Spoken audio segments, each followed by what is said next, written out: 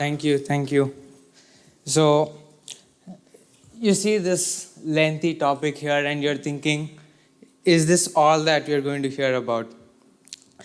It's important that we talk about this because when we look at companies talking about sustainability, when we look at academic research talking about sustainability, we all have them mentioned in this triple bottom line model in their reports. And there are some inherent conflicts and interlinkages in these reports, which we have to examine to ensure that when these reports go out to the public, they're not misleading. Let's look for a second at how an unsustainable world looks like. What happens when we tip over the balance from what we are currently to this? Let's start with a common phenomenon that's going on right now, El Nino, that leads to warmer oceans. And then let's follow this cycle. Loss of marine life, less ability to absorb carbon dioxide in the atmosphere. And that leads to, say, that point, which is more soil erosion. Now, soil erosion in this particular instance is a big problem because that would lead to the loss of topsoil. Topsoil is the soil on which we grow plants, and that would lead us to use more fertilizers, use more crops that are more easy to grow, but these crops have lesser nutrients. That means that the food we are going to be eating a few years from now is not going to help us improve our immunity anymore. We are going to have weak immunity, and then there's going to be a lot of pollution because there's more CO2 in the atmosphere. And general conditions would ensure that we'd be weak, we'd be unhealthy, and we'd just be living as survivors. On the other hand, if you were to look at a sustainable world, now I'm not going to promise that it's going to be an utopia. It's not going to be all smiley faces and cheery high fives.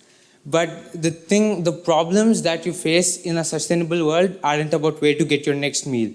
It isn't about where to find your next sip of clean water. It isn't about having an unhealthy work environment. It isn't about being discriminated at work. The problems, if any, are about getting up in the morning at 6 a.m. to hit the gym. And there's no guarantee in a sustainable world that you'll hit your New Year resolutions. No promises. So the 3 pillars of sustainability. Why do we have to talk about them? As I mentioned earlier, these keep almost every company that talks about ESG, every company that talks about going green mentions this in their reports. And the problem is they don't talk about how there are interlinkages and how these interlinkages end up leading to problems. We're going to look at the 3 of them. Firstly, people versus planet. That is us and how we impact the planet. There are a couple of issues here. There are a lot of issues in which we negatively impact the planet, but we're just going to look at a few of them. For example, one is deforestation. There are small-scale farmers around the world that cut down forests every day for growing crops. And it's not just for growing crops. It's about things like building houses. It's about things like everyday things. And their only source of land comes from cutting trees. Then there's water depletion. Again, I'm not saying that farmers are to blame, but I'm saying that there is no systematic procedure and policy in place that ensures that there are alternative sources of water. As a result of which, 70% of our groundwater resources are used by small-scale farmers. Overfishing. Overfishing is a major problem. And it's a major problem because loss of marine life leads to lesser absorption of carbon dioxide in the atmosphere again, leading to the warmer oceans and soil erosion problem. Food waste. This is a major concern because tying back to the deforestation problem, what happens is that more forests are cut down, more fertilizers are used to produce food, and that food goes waste and it isn't disposed sustainably. What happens is it goes and sits and it rots and produces methane gas. This was good food that could have filled somebody's hungry stomach. Let's move on to the next conflict now. Let's talk about profits versus people. the other two of the triple bottom line model. In this, we are going to talk about employee health. We're going to talk about employee wellness. This is a case of workplace injuries. This figure here, you look at this million years of life lost and you're thinking, what is this? Think about this 30-year-old worker who has 30 years of life ahead of him. If he gets injured fatally today, maybe loss of a hand or loss of a leg, and he can't work anymore, that's 30 years of working life lost for one person. Like that, there are 1.5 million years of life lost every year due to workplace injuries. And only 3% of employees in sub-Saharan Africa get any sort of compensation, any sort of facilities to improve their workplace. Mental health. Mental health is a major topic of discussion, but there's been little done to improve it. Nearly 75% of all employees say that work is their major cause of stress. This goes back to gender equality. This goes back to women in sustainability. This goes back to why women participation in workplace is so low. Nearly 1/3 of women experience harassment at work. Imagine this, you're sitting with 3 of your friends and one of them is faced harassment at work.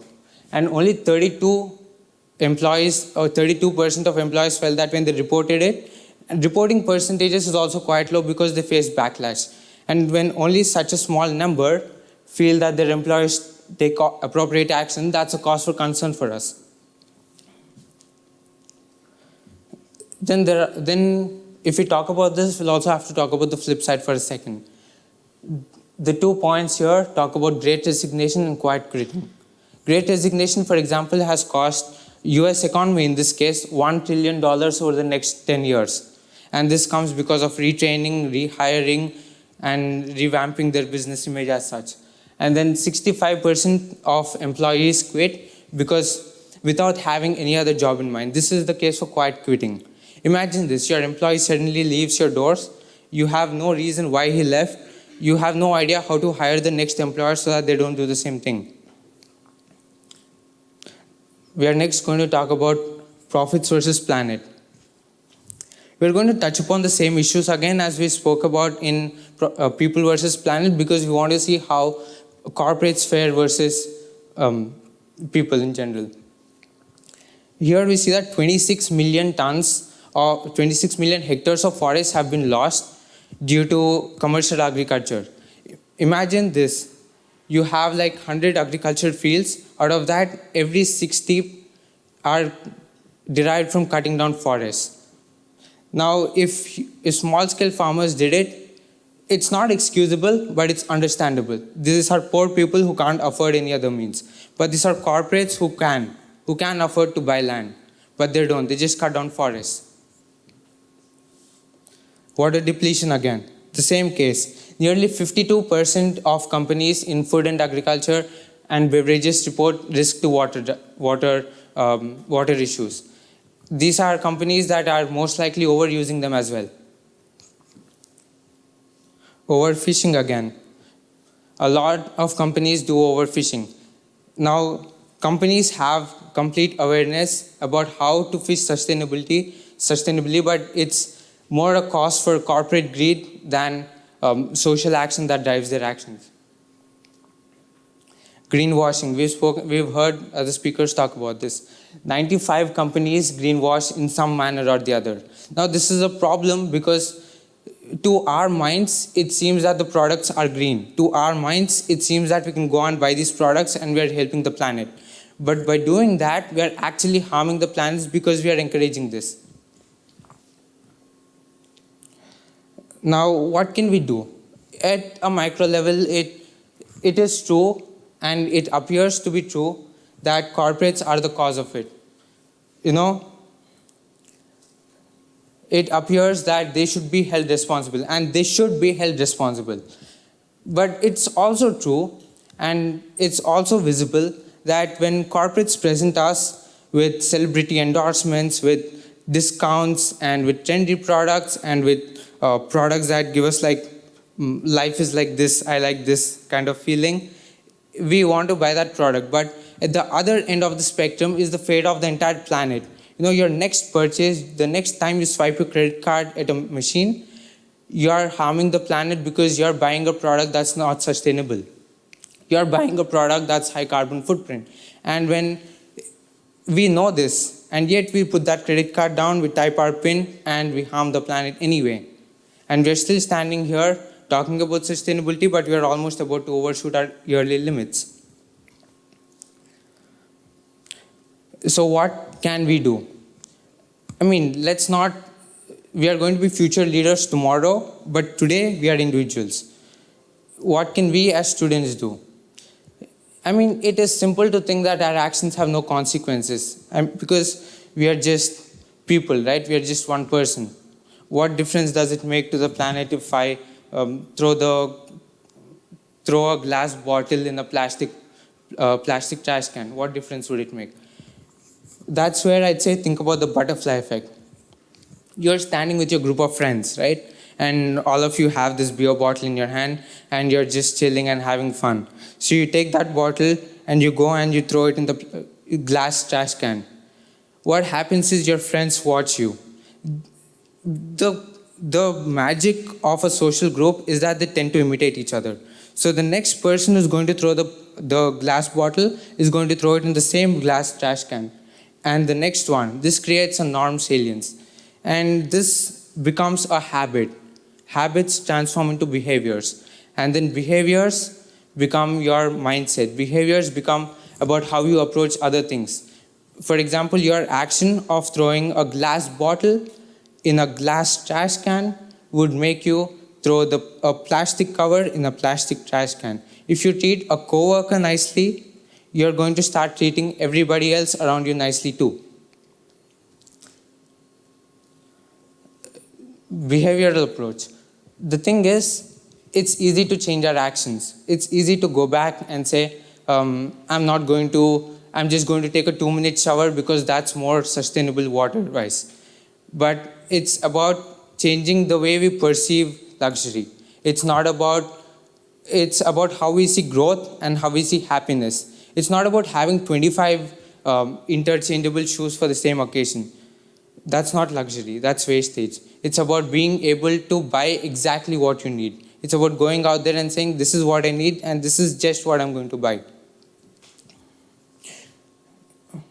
To tie it all together and to bring it back to the triple bottom line model, each of these stakeholders in the triple bottom line model, people, planet, and profits representing the corporate houses, they all have a role, and when they impact one stakeholder, they impact the other as well.